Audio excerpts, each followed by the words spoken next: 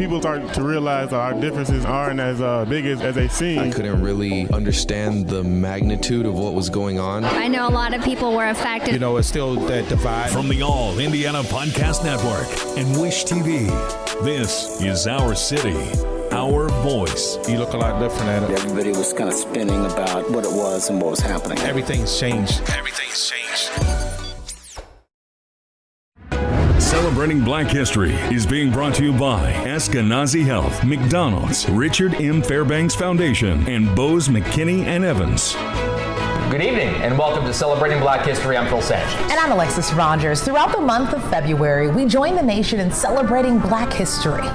By creating compelling content throughout our newscasts, our lifestyle shows, and our business shows, and through our digital platforms. We strive to provide powerful stories that reflect and honor some of the African Americans who have shaped our world and continue to do so today. And tonight, we introduce you to a few of the Black men and women in our community who are really building a better place for themselves and their neighbors. And we start our journey here at the Jazz Kitchen, a place where history and future meets to make beautiful music. Voted one of the top 100 jazz clubs in the world in 2009. The Jazz Kitchen is owned and operated by jazz musician David Ali, son of Jazz Hall of Famer Steve Ali. It's a beautiful place. It opened back in 1994 on the corner of 54th and College, the former home of the place to start a major Indianapolis jazz club in the 70s and the 80s. The Jazz Kitchen and the Indianapolis Jazz Foundation are keeping the legacy of jazz alive through performance and the Indianapolis Jazz Hall of Fame, which is now live online for everyone to view and enjoy. And the work of these early jazz greats just continue to inspire new artists. This month, the Hall of Fame is featuring Indianapolis jazz guitarist Wes Montgomery. Born 100 years ago, Montgomery was discovered in Indianapolis by Lionel Hampton, who hired him to join his big band and orchestra back in the 1940s. If you know anything about jazz, you know that Wes Montgomery's unique jazz sound and style continue to inspire musicians like the one we are about to meet. Kyrie Monaghan is a musician, a songwriter, and a vocalist of the group Forgotten Tribe. His sound is a combination of cultural diversity and multiple music styles. One influence in particular has been Wes Montgomery. My inspirations come from when I was a child. My grandfather is a lead singer of a gospel group called the Spiritual Heirs, so I was always around music then, always around instruments. I chose to play the trumpet. My mother was excited. She got the trumpet for me, and it goes on from there. And the rest is just influence from other genres, other cultures. Jazz has different styles, and I know you have like swing, you have like bossa nova, salsa, Afro salsa. So those always caught my ear and my attention, especially bossa nova. Like I said, I used to play in jazz band. The legacy of Wes Montgomery is still here, and it reigns superior in terms of the jazz community and the African American community. And I'm inspired by that. And I try to keep the traditions and the culture thriving and pushing forward. Not only playing trumpet since I was a child, later throughout the years, my brother's a piano player, so I played the piano as well. But now I moved into guitar as well, and Wes Montgomery was a fantastic guitarist. So one of my favorite songs from him is a Road Song. It's a bossa nova jazz feel. You got horns in the background, sounds very beautiful. And it is a road song. You can go on it. So if you're traveling across the states, that's the song you can turn to in your playlist. But Wes Montgomery is definitely inspiration in that he was just so natural and organic in it. And he inspires me to become a better guitarist as well, and just a better musician, instrumentalist overall. It's 100 years and we're still talking about him. He didn't fade away, you know? And him coming from here is more inspirational because it's like, okay, just be original as possible. And that's my goal. And I'm pretty sure that was Wes Montgomery's goal, just being original and just being inspiration. And we're still talking about him today. We'll share some of Kyrie's work throughout the show tonight, so stick with us right to the end for a very special treat. And coming up next, we meet a couple who, with a little help from the Golden Arches, are building up and giving back to their community. Celebrating Black History is being brought to you by ESKENAZI Health, McDonald's, Richard M. Fairbanks Foundation, and BOSE, McKinney and Evans. Welcome back to Celebrating Black History. Reggie and Tracy Jones are local examples of McDonald's global initiative to attract, retain, and grow Black ownership within their operator community. Isn't that cool, right? In addition to owning and operating 6 local franchises, the Joneses are dedicated to giving back to the neighborhoods that they serve. That was always evident in 2020, actually, when Governor Holcomb awarded Reggie the Sachem Award, the state's highest honor for demonstrating that with limitless determination, a thirst for learning, and with someone who believes in you, there is no dream that's impossible. I got started in Denver, Colorado as a crew person and worked my way up in the management program, and that's where we met. Our first restaurant was in Denver, Colorado. It was a wonderful opportunity, a wonderful community. We had a blast there, and then the Lord blessed us the opportunity to come to Indianapolis, Indiana, and this opportunity has been such a privilege to serve the Indianapolis community and the surrounding areas, and we feel certainly honored to be a part of it. Well, under McDonald's values, and they align with our values so much, one of them is community. And in Tracy, in my mind, community is everything. The community support us. The community is who makes us. And so we only feel that it's right and appropriate to give back and make sure that we find the community better, leave it better than we found it, as well as make sure we do our best to have a very good legacy within each community we do business with. When the opportunity arises and young people within our community need help and they apply for help, those scholarships are available for them to help them further their education. So it's one of the great benefits of working with global brands such as McDonald's, and it's just amazing when you think about it. The opportunities are limitless. Where they can go, what they can accomplish, what they can achieve. And so, but not only that, when you look at that, then it's an opportunity, as we said, to give back, to help young people, to help all people. So it don't just connect with that community, it interlocks and intertwines on a global basis. Because at the end of the day, McDonald's is one brand, the greatest iconic brand in the world. And that brand, when it unites as one. And that's the power that beseeps every community that has a McDonald's. Helping the community, helping the people that work for us, doing things for their family, and encouraging them even to do something different if they want to. If they want to go to school, helping them, and just encourage them to let them know they can do something. No, I would think that as we think about it, Tracy and myself, and I believe to answer that question as well, is to see dreams fulfilled.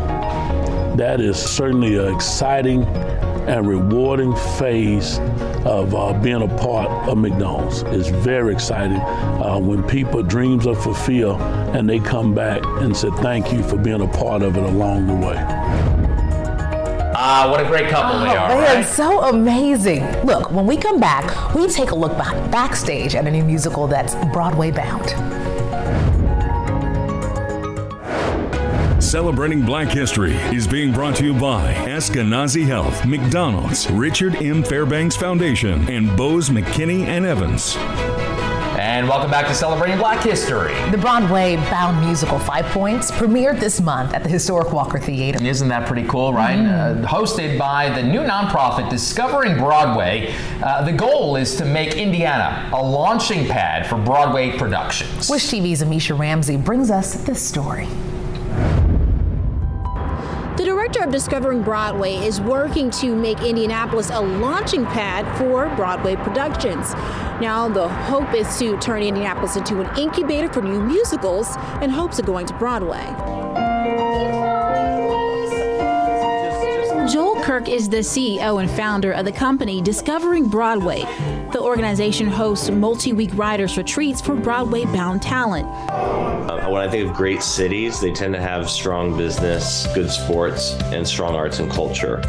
So when I started this, I said Indiana has to specialize. And so I do think Broadway incubation, that ties in so well with the history of Indiana. And now with the great Netflix series about Madam Walker, Self-Made, she's getting more and more awareness, which is fantastic. But when this musical came along and it was about the Civil War, it was about Irish community and the Black community coming together in New York, I thought, oh man, if we could be in that building. I remember touring the space while listening to some of the songs that had been written, and I was just getting chills. I was like, we have to do this. Everything that we're really doing is not that much about the future of Broadway, but the future generation here. Like, what does it mean if a kid gets to see theater, or they get to see one of their favorite artists, like Lin-Manuel Miranda, walking down the street in Indiana working on a musical? What does that say about their own self-identity or what they think is possible for themselves? We also do sponsorships and scholarships and offer masterclass programs so that when the top talent are here, and Tony and Grammy winner Jesse Mueller is in the cast, so when those great actors are in town, on their days off, they go into the schools. They teach these kids. I don't think the legacy of our program will be the shows we do, it'll be the kids we help. There is so much talent right here in Indy. Isn't it fantastic? Well, when we come back, we'll find out how a local hospital is using their HBCU internship program to grow and inspire talent in the health service field. Stick with us. Celebrating Black History is being brought to you by ESKENAZI Health, McDonald's, Richard M. Fairbanks Foundation, and BOSE, McKINNey & Evans. Welcome back to Celebrating Black History. The right internship can open a door for college students to a world of opportunity. And the Chief Human Resources Officer at ESKENAZI Health explains how their HBCU internship program is proving valuable for both the students and the hospital. 3 years ago, we launched a program for our students from historically Black colleges and universities for summer interns. So they have an opportunity to come for an 8-week paid summer internship experience here at ESKENAZI Health. We know that historically, HBCUs have educated outstanding Black professionals in the community. And ESKENAZI Health, we're committed to providing opportunities to the community that we serve. So we thought, what a great opportunity to bring students from the state of Indiana who are in graduate or undergraduate programs that are attending HBCUs to come and to spend 8 weeks here with us and learn in their respective fields. Now, the great thing about ESKENAZI Health is there are tons of opportunities. If there's something that you want to do, you can do it here in a hospital. You can pursue a career in your traditional clinical roles like nursing, doctor, but then we have a lot of non-clinical opportunities. You may want to work in human resources. You may want to work in our business office. You may want to do IT or finance. And so this is really a training ground for those students, and our employees learn just as much from the students as the students learn from our employees. The cherry on top is it's not just about an internship, but they get professional development opportunities. So we'll teach them about interviewing, we'll teach them about resume writing, we'll give them a DISC assessment so they can learn about their own intrinsic values and that they'll have to sell and offer to an organization as they leave. And then, of course, the mentoring that takes place. And so very excited about our HBCU summer internship program. So if people who are interested, the applications are open now. And they'll be open for the month of February, and we will provide 12 paid internships to students from historically Black colleges and universities. I went to Morehouse College. It's a private school in Atlanta, Georgia, a historically Black college. My sister had found out that I had not only worked for ESKENAZI once, but now twice now. And she was like, okay, so what kind of programs are they serving? And a good friend of mine, Christian Hicks, got into contact with me and said, we're running a new program to bring in more diversity with African Americans in the health program. So she got on board with it. I showed her the ropes and she took it from there. Well, going forward, I think that it's helped me tremendously. I work with almost every single unit in the hospital, whether it be a nurse, transport. I feel like other businesses should give people the opportunity to learn, because I feel like that's what ESKENAZI does here. It's a teaching hospital. They take a lot of people under their wings and they're able to show them how to become a physical therapist, how to talk to people, how to treat people, how to even talk to the people that they work with, their co-workers, and how to get their patients in the best situation possible. It's a very humbling experience, and to understand that I have not only 4,600 employees that I'm responsible for, but each and every person that comes through in terms of culture. And I take it very seriously. And at the end of the day, I want to make sure that I remain faithful to what I was assigned to do. Professional development, creating opportunities, removing barriers, really to uplift and enhance the lives of our employees. When we come back, we go inside a downtown apartment building with a rich history. Stick with us. We'll be right back.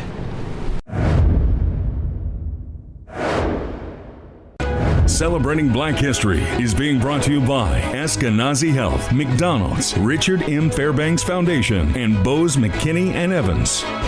And welcome back to Celebrating Black History. Lockfield Gardens, located downtown just across from IUPUI, now serves as an apartment complex, but it has a fascinating history. It really does.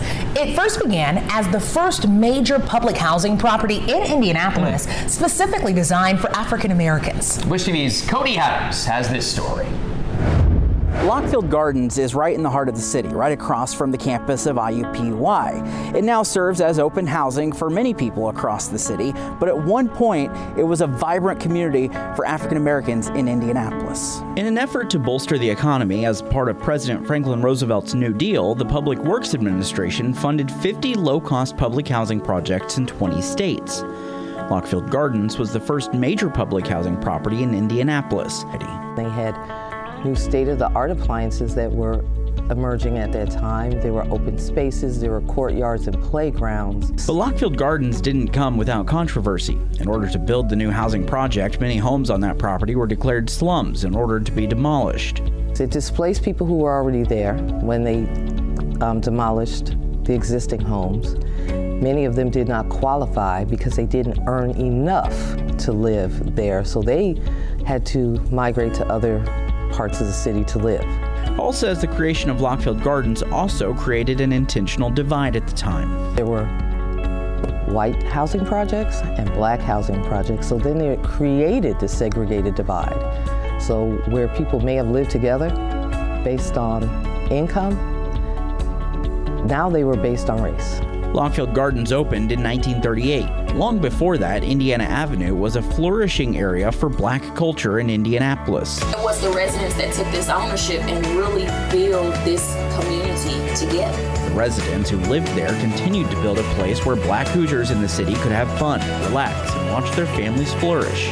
That sense of community, that sense of family, even if they're not my children, I'm gonna be watching out, making sure, now you ain't supposed to be doing that, right? So those types of things we saw in Lockfield. But things began to shift for Lockfield Gardens in the 1950s. Expansions and other things were creeping around Indiana Avenue neighborhood and Lockfield. Much of the area continued to change, and in the late 1970s, the apartments closed and were partially demolished. After demolitions, only 6 of the original 24 buildings remained. They were placed on the National Registry of Historic Places. This is Lockfield Gardens years ago, and what it looks like today, as you can see from our Wish TV Aviator drone.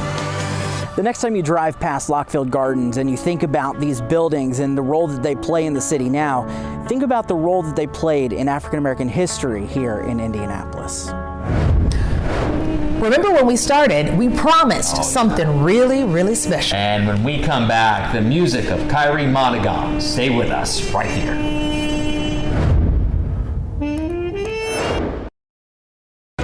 Celebrating Black History is being brought to you by ESKENAZI Health, McDonald's, Richard M. Fairbanks Foundation, and BOSE, McKINNey, and Evans. What a fantastic show. We hope you enjoyed our Celebrating Black History special. And a big, big thank you goes out to David Ali and the rest of the amazing staff here at the iconic Jazz Kitchen for lending us their stage tonight, because it's pretty cool. Oh, yeah. Remember, you can find all of these stories over on our website, wishtv.com. And we leave you now with a little music of Kyrie Monaghan, inspired by the great jazz musician Wes Montgomery. And from all of us here at Wish TV, thank you for joining us. Have a great rest of your night. And remember, be encouraged.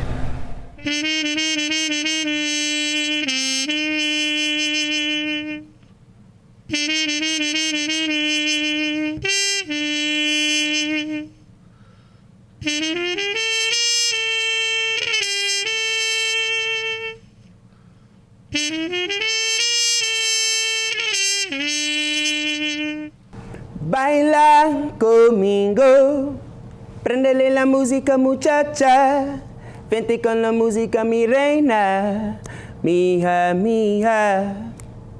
Baila conmigo, venga con la música muchachos, vamos con la música hermanos, yeah, yeah. Tonight we're gonna have some fun. Tonight we're gonna dance our legs on off, feel free from the bullets and guns. 'Cause tonight we're gonna turn this party out. Tonight we're gonna dance away. So get close to all your friends and dance and strut. Have fun tonight. Open your eyes, look to the light, and my people say, baila conmigo. Prendele la música muchacha. Prendele la música mi reina. Mija, mija, baila conmigo. Venga con la música, muchachos. Vamos con la música, hermanos. Yeah, yeah.